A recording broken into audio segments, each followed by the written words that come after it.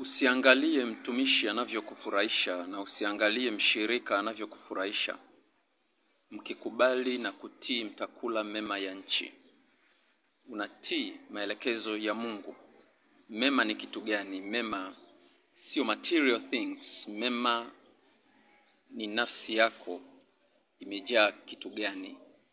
Kama unacheka nje lakini joy ndani hauna furaha, hauko kwenye mema, kwa sababu ufalme wa Mungu ni haki, amani na furaha katika Roho Mtakatifu.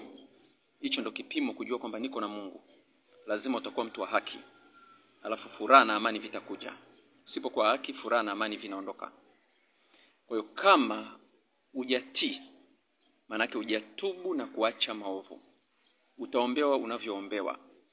Hapo unapulizia mbolea, unaweka mbolea kwenye shamba lenye majani. Kwa vinaota vyote. Majani yanasonga songa, ndio maana kuna vitu unaona haviko sawa.